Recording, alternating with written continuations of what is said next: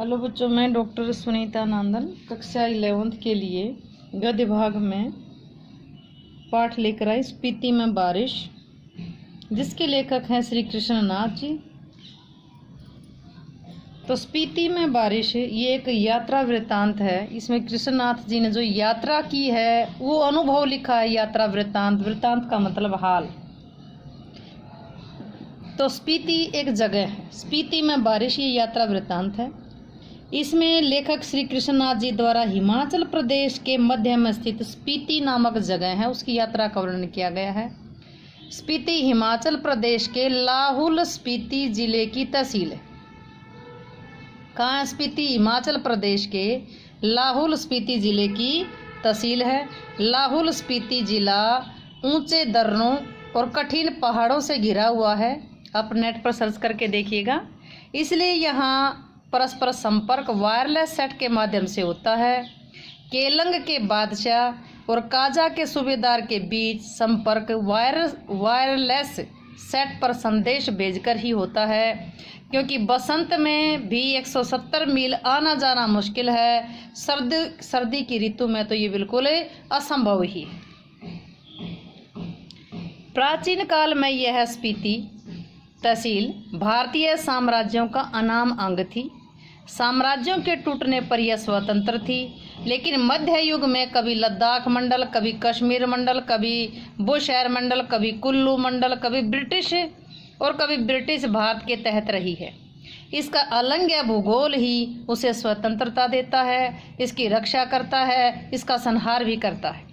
जब भी कोई आक्रमण हुआ, स्पीति के लोगों ने कभी उस आक्रमणकारी का मुकाबला नहीं किया, क्योंकि यहाँ के लोगों का कठिन जीवन और भूगोल उनमें मुकाबला करने का साहस उत्पन्न नहीं होने देता।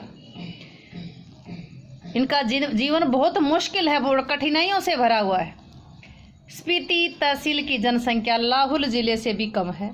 लाहौल स्पीति को 1846 में कश्मीर के राजा गुलाब सिंह ने अंग्रेजों को सौंपा था। किसको? लाहौल स्पीति को। 1847 में कुल्लू लाहौल स्पीति कांगड़ा जिले में शामिल कर दिया गया। अंग्रेजों के शासनकाल में स्पीति का शासन एक स्थानीय शासक द्वारा चलाया जाता था। स्पीति के लोग जो स्थानीय शासन चलाने वाला था उसी को राजा मानते थे। 1875 में स्पीति रेगुलेशन पास हुआ। रेगुलेशन के अधीन प्रशासन के अधिकार नौनों को दे दिए गए। उन दिनों के लाहौल स्पीति का वृत्तांत कांगड़ा जिले के अंतर्गत कुल्लू तहसील में मिलता है। 1960 में लाहौल स्पीति पंजाब के अंदर शामिल, पंजाब का एक जिला बना दिया गया। सन 1966 में जब हिमाचल प्रदेश बना तो लाहौल स्पीति का उसका उत्तरी जो छोर का किनारा था, उत्तरी छोर, वो हिमाचल प्रदेश का जिला हो गया। यह देश का सबसे अधिक दुर्गम क्षेत्र है। स्पीति 3142 और यानी कि 31.42 और 32.59 अक्षांश और उत्तर स्पीति 31.42 और 32.59 अक्षांश उत्तर और 77.26 और 78.42 पूर्व देशांतर के मध्य स्थित है। इसके चारों ओर जो पहाड़ बने उनकी ऊंचाई 18,000 फीट है। छोटे क्वेश्चन में बनेगा ये, कितनी ऊंचाई है? 18,000 फीट है। उत्तर अक्षांश में कितना है? 31.42 और 32.59 और पूर्व देशांतर में 77.26 और 78.42।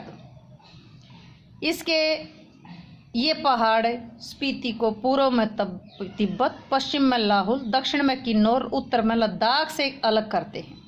इसकी मुख्य घाटी सी नाम की स्पीति नदी की घाटी है। स्पीति नदी पश्चिमी हिमालय से लगभग 16,000 फीट की ऊंचाई से निकल करके पूर्व में तिब्बत में बहती है। वहां से स्पीति तहसील में आती है। स्पीति तहसील में बहकर पुराने रामपुर, बुशहर राज्य में, अब किन्नौर जिले में बहती हुई सतलुज नदी में मिलती है। और भी कोई पारा नदी है, इसके बाद घाटी है। इन सब में स्पीति की घाटी ही आबाद है। यहाँ भी प्रति वर्ग मील 4 से भी कम लोग बसते हैं। आबादी बहुत कम है। लेखक का कहना है कि स्पीति तहसील में बसना बहुत मुश्किल है। यहाँ के लोग 8-9 महीने बाकी दुनिया से कटे रहते हैं, कोई संपर्क नहीं होता, बहुत ज़्यादा ठंड पड़ती है, घरों को गर्म करने के लिए लकड़ी भी नहीं है। लेखक को लोगों की यहाँ रहने की मजबूरी की जानकारी नहीं है। रोहतांग जोत के पार मध्य हिमालय है, इसमें ही लाहौल स्पीति की घाटियाँ हैं। श्री कनिंघम के अनुसार लाहौल की समुद्र की सतह से ऊंचाई 10,535 फीट है। स्पीति की ऊंचाई 12,986 फीट है। क्या कहता ये? लाहौल की समुद्र से ऊंचाई 10,535 और स्पीति की 12,986 है। औसत ऊंचाई लगभग 13,000 फीट है।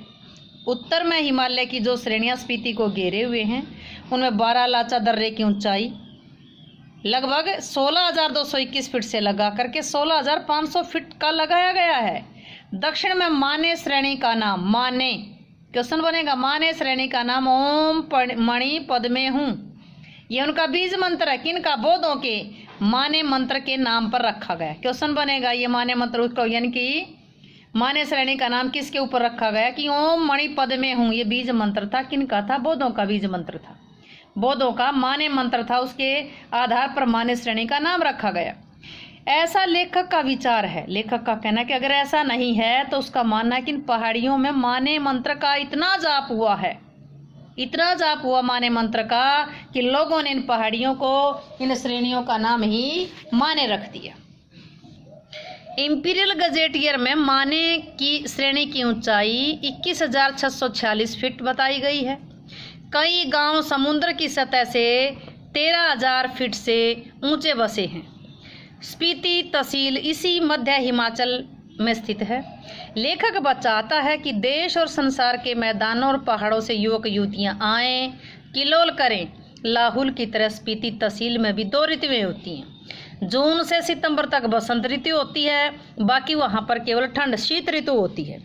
बसंत से जुलाई में औसतन तापमान 15 डिग्री सेंटीग्रेड, सर्दी और में जनवरी में जो एवरेज जो तापमान होता टेम्परेचर तो 8 डिग्री रिकॉर्ड किया गया है।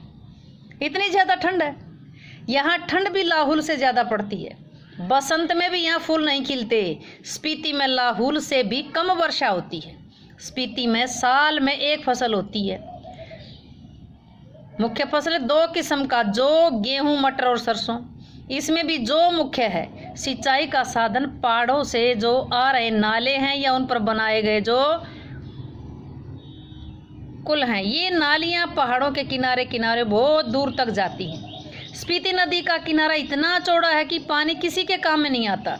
स्पीति में उपजाऊ भूमि बहुत है, लेकिन उसकी सिंचाई के लिए और कोई स्रोत नहीं है। शायद ऊंचाई, वायुमंडल के दबाव में कमी, ऊंचाई और वायुमंडल के दबाव में कमी, ठंड की अधिकता, वर्षा की कमी आदि के कारण यहाँ पेड़ नहीं होते। यहाँ वर्षा की एक घटना है। एक बार अपनी यात्रा के दौरान लेखक और उसके साथी रात को काजा के डाक बंगले में सो रहे थे। आधी रात के पिछले पहर देखा कि कोई खिड़की खड़का रहा है। लेखक ने लैंप की लो तेज करके खिड़की का पल्ला खोला तो हवा इतनी तेज थी कि हवा का झोंका मुंह और हाथ जैसे दोनों को छीलने लगा।